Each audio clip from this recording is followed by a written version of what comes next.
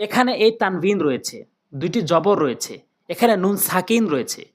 তো তানভিন এবং নুন সাকিনকে এখানে গুন্নাহ করে পড়া যাবে কিনা এই বিষয়টি যদি আমরা বুঝতে চাই তাহলে আমরা এই পর্বটি আমাদের পুরো দেখতে হবে। নুন সাকিন এবং তানভিনকে কেন্দ্র করে ৪টি নিয়ম রয়েছে।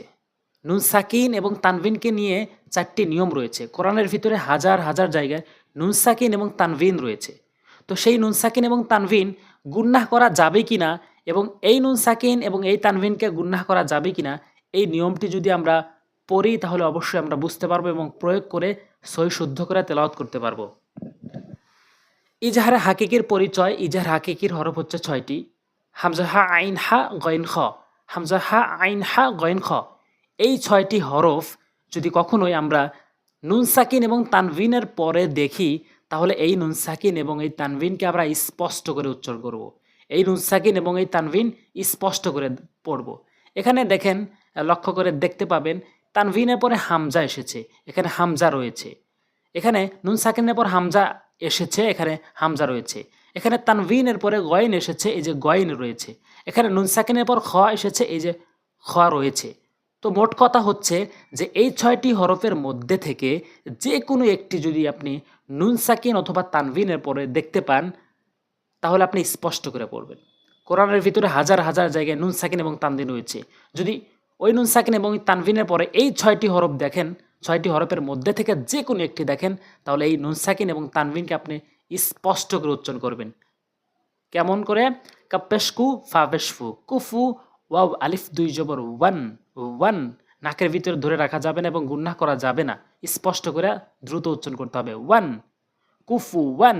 হামজা জবর আ, হা জবর হা, দাল ২ পেশ দুন, আহাদুন, কুফু ওয়ান, আহাদুন। আপনি যদি শুদ্ধ করে কোরআন শিখতে চান তাহলে এই চ্যানেল অবশ্যই সাবস্ক্রাইব করে রাখবেন পরবর্তী ভিডিও পাওয়ার জন্য।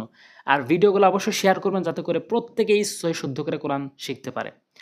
এরপরে হামজা জিম জবর অ্যাজে, র ২ পেশে রুন। এই যেখানে তানভিনের নিয়মটি প্রয়োগ হয়েছে, এখানে ইজহারে হাকিকির নিয়মটি প্রয়োগ হয়েছে এই তানভিনের উপরে। দেখেন তানভিনের পরে গয়েন এসেছে, এই যে গয়েন রয়েছে। তাহলে পরিচয় কি বলেছে যে নুন সাকিন অথবা তানভিনের পরে যদি এই ইজহারে হাকিকির ৬টি হরফের মধ্যে থেকে যে কোনো একটি আসে তাহলে এই নুন সাকিন এবং তানভিনকে আমরা স্পষ্ট করে উচ্চারণ করব। র ২ পেশে রুন, রুন। অ্যাজে রুন, গাইরু, গাইনিয়া জবর গাই, র পেশে রু, গাইরু। অ্যাজেরুন গাইরু, অ্যাজেরুন গাইরু। লাম জেরে লি, ইয়া অজবর ইয়াউ, লিয়াও, মিম ২ জেরে মিন। এটা ইজহারে হাকিকি, আইন এসেছে।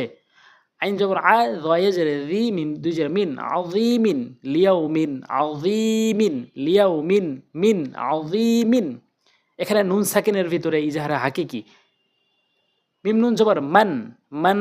নাকের ভিতরে এরকম নিয়ে রাখা যাবে না। মান, হামজা জবর আ, দাল জেরে জি, আযী, নুন জবর না। মান আযীনা, মান আযীনা। লাম জেরে লি, মিম নুন জবর মান, মিম নুন জবর মান। এটা ইজহারে হাকিকি। নুন সাকিনের পর খ এসেছে, এখানে খ রয়েছে। তাহলে এই নুন সাকিনকে আমরা স্পষ্ট করে উচ্চারণ করব। লিমান, লাম জেরে লি, মিম নুন জবর মান, লিমান।